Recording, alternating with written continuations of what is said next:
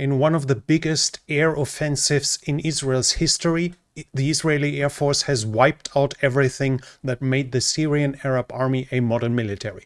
They have destroyed the Navy, they have destroyed the Air Force, they have destroyed the air defense, the missile depots, the intelligence agencies, gatherings, everything that makes a modern military, except for tanks, IFVs and artillery, seems to be destroyed inside of Syria. At the same time, the Israelis have crossed the border on the Golan Heights and have occupied territory to create a buffer zone. This is happening while the Syrian National Army, that is Turkish aligned, have started a full-blown offensive against the Syrian Democratic Forces that is dominated by the Kurdish YPJ. And at the same time, the SDF, the Syrian Democratic Forces, are fighting with defections and with uprisings in the territory they are controlling. This is also happening while HTS, Hayat Tahrir al-Sham, the organization that took power and led the rebel offensive, tries to consolidate its power with an organized transfer of power with the remnants of the last regime. But we'll talk about this as well as about anything else that has happened in this situation report about the civil war in Syria.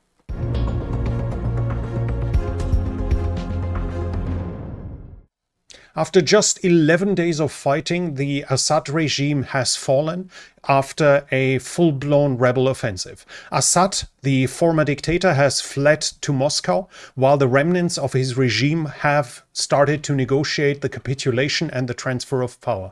Hayat Tahrir al-Sham has published that they are in talks with the last Prime Minister of Assad for a transfer of power, and they are already issuing decrees. For instance, all recruits of the Syrian military that have been called up, so all conscripts, get a general amnesty, and it's forbidden to harm them, forbidden to do any reprisals. At the same time, though, the organization is already threatening those war criminals, those who actually did crimes.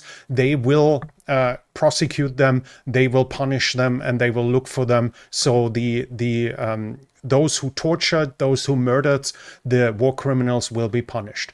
At the same time, while Hayat Tahrir al-Sham has direct connections to Al-Qaeda. We've talked about it a couple of times, and I'm going to link you the first video of this series where I explain the different relationships of the rebel factions in the Syrian civil war.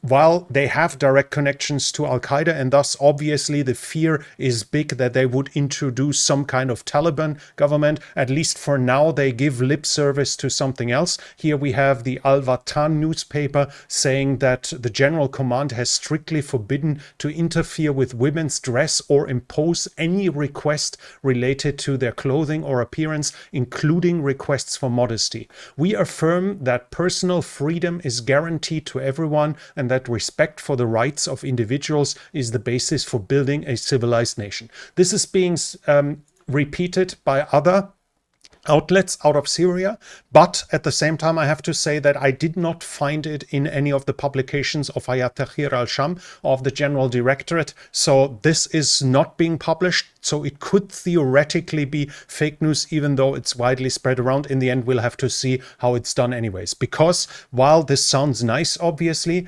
Hayat Tahrir al-Sham had a morality police, the Markas al-Fatah, that was ruling while it was ruling Idlib, and they did interfere with women. They did interfere with women's clothing. So HTS, while now supposedly claiming to respect women's right to their own choices when it comes to clothing, at least in the past, has acted differently. Still, though, we have changes continuing to come. Other questions almost to the contrary is a video here from Aleppo where a bearded guy claims that they are now at the Justice Palace of Aleppo and they are going to set up a Sharia rule. While it was initially unclear who that guy is, if we look at later publications, it seems to be Shadi al-Waisi, the Minister of Justice, basically of HTS's government. So at the same time, while it's publicly being claimed that that women's rights for their choice of clothing should not be interfered with. We have the justice minister of that same organization announcing that Sharia will be introduced. But at the same time, we need to acknowledge and understand that Sharia is not Sharia. If you look at the number of countries that supposedly follow Sharia, a lot of them only allow for Sharia in certain parts of society, for instance, in civil law, in family law, and other things. So Sharia is not quite Sharia, and it can be interpreted differently, obviously, depending on the country. In the end, we'll have to simply see how it turns out. As Sharia is not Sharia, the same time, rebels are not the same time either. The same rebels aren't rebels equally. For instance, this is a video I found on the internet, and I looked for it, and with help of viewers I found the source of it. This seems to be Muhammad Asakir, who took the picture from rebels entering the capital of Damascus. And in case you don't recognize this, this is a patch showing the Islamic State, so the terrorist organization. He was proudly and openly displaying it while he entered the capital. He is that guy here in a convoy supposedly entering Damascus. This seems to be true, so we see IS loyalists entering Damascus as well. In the end, as said, we'll try to keep an eye open, but we'll have to see in the context what is currently happening and put it all together. Because while we have claims of tolerance, of respect for other people and so on, we have seen, at least for the moment, this being done. We have a guy with an ISIS patch. We had the execution of prisoners of war. There are videos of execution of Alawites. There are reports of YPJ fighters. Those are the female units.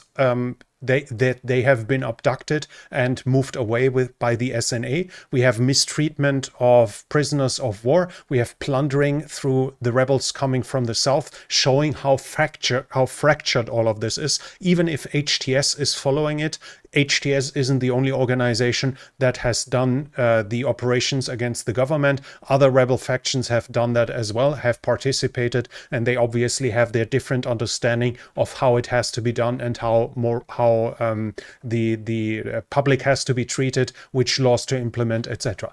HTS is still publicly also saying that it's strictly forbidden to attack journalists, that journalists are supposed to be free. This is interesting though, because in the past we have it here that a journalist, for instance, here was released by HTS after 6 months. He was detained after he highlighted allegations of torture inside of the group's prisons. So HTS again is claiming, let's be tolerant and towards journalists, let them do their thing. But in the past they have acted differently.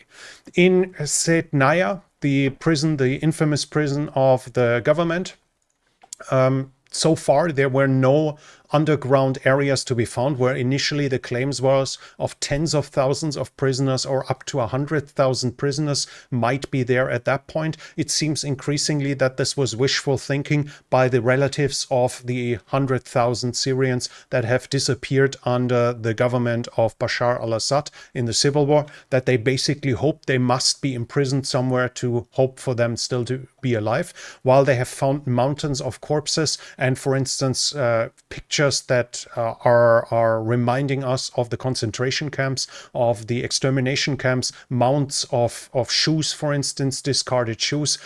So far, they did not find any hidden areas in the prison, in the Setnaya prison.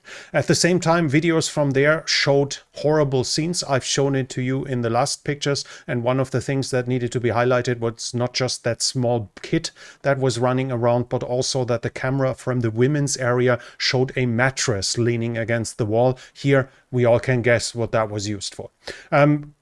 During the takeover of the rebels, several thousand soldiers have fled to Iraq. One of them was Maher al-Assad, the brother of Bashar al-Assad. He was the general of one of the divisions of the Syrian Arab Army, and according to reports, his wife published that he wasn't told by his own brother that he was fleeing.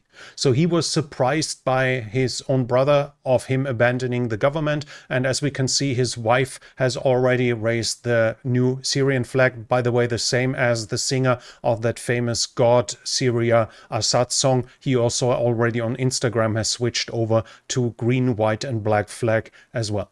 Let's talk about Russia. Now, Russia had, and this is now becoming public, on the 7th of December, Russia agreed with other nations in Doha that Assad is done.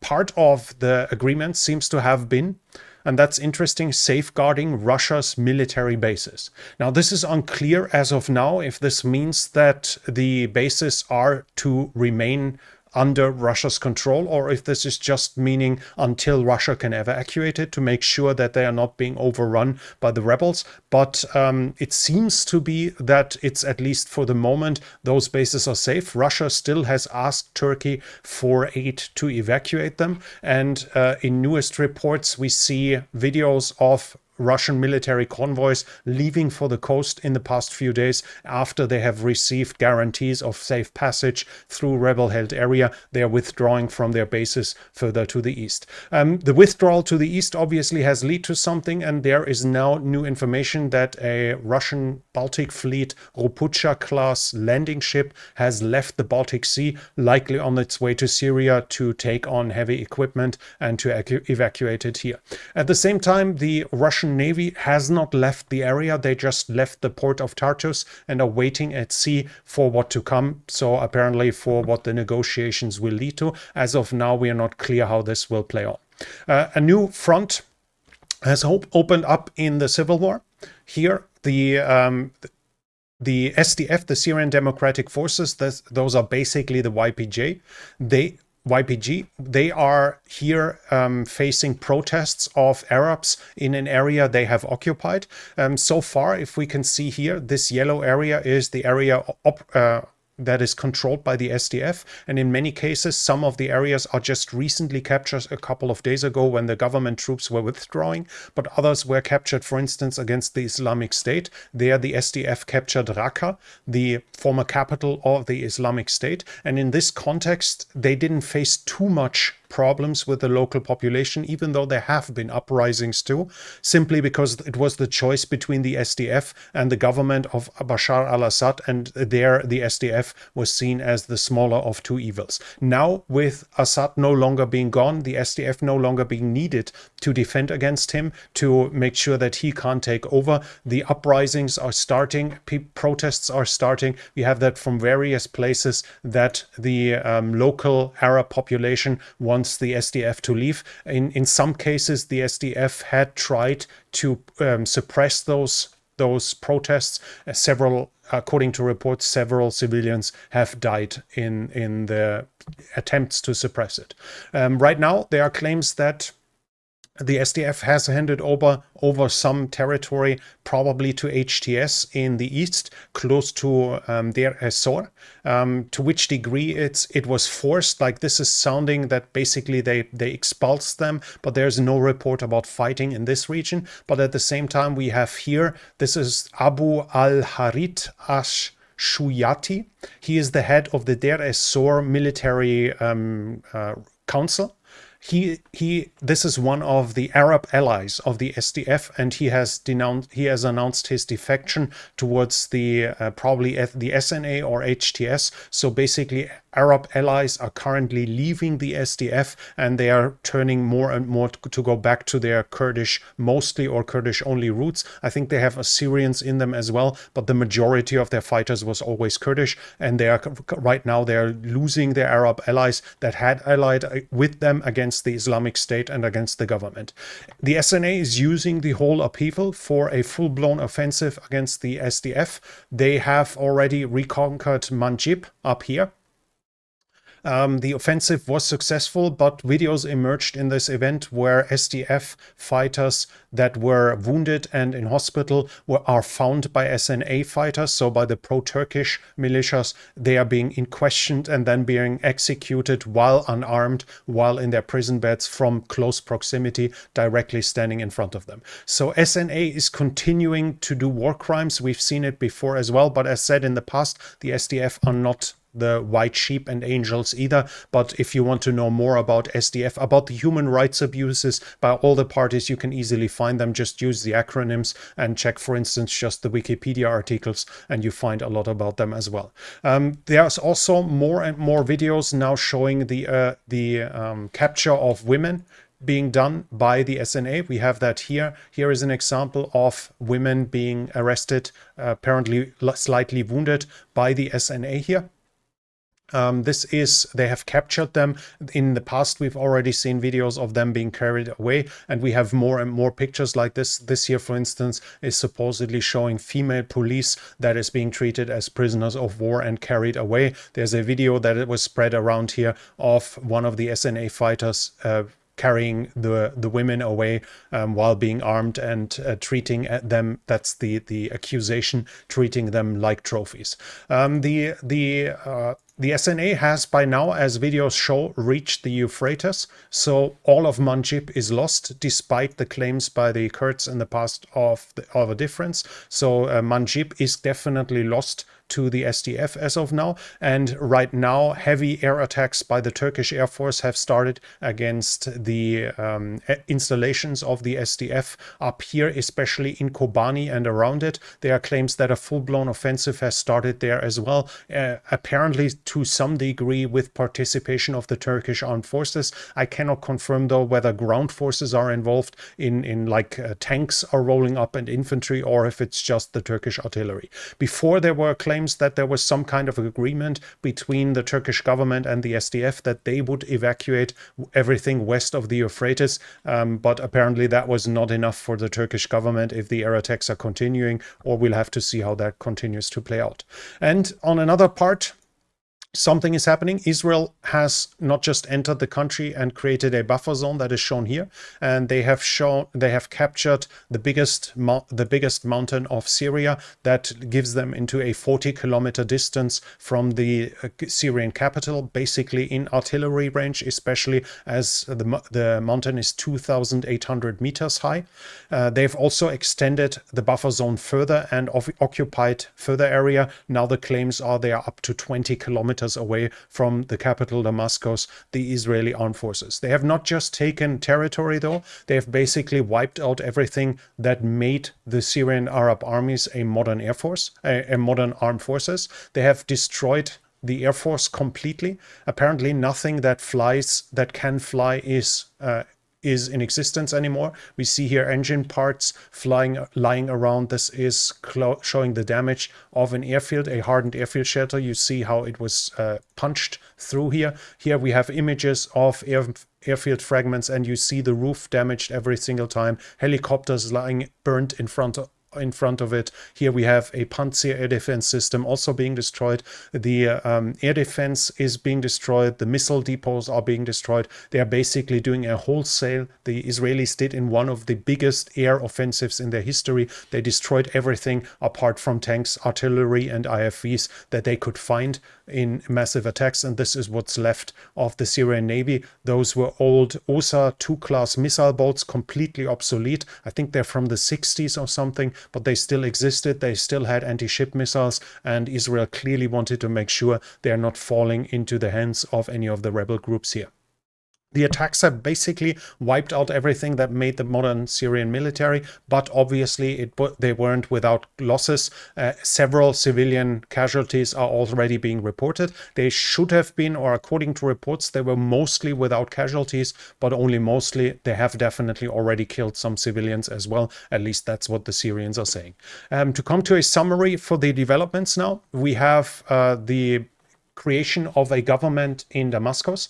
They announced that they're going to set up a constitution. So far, we see the rebels being completely disunited, completely acting differently. So as of now, it's completely unclear how it'll turn out, whether there's going to be some power sharing, which faction will dominate in the end. Obviously, HTS right now has the best cards in the game. They have the highest reputation. They probably captured the most equipment. They have the most support in the public, as they were the liberators, but we'll have to see how that plays out.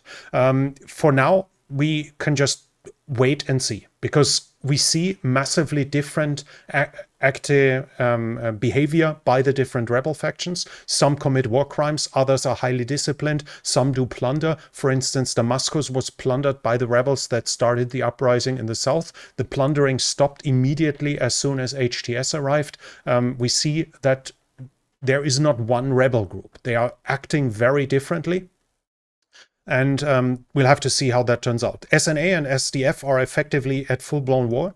It's unclear how far Turkey wants to go, and Turkey controls the SNA. It seems likely that they want to wipe out the YPJ that they consider to be part of the PKK. There are clearly ideological similarities between the two. The YPJ accepts Abdullah Öcalan as its spiritual leader, as its ideological leader, and he's the leader of the PKK. They at the same time try to distance themselves and claim they are not really connected with the PKK, but Turkey obviously sees different, and so it's likely that they will try to wipe them out. The only thing that seem to be able to stop it as of now are the United States, and there the big question will be, will they want to stop that? Russia apparently has some hope to retain the bases.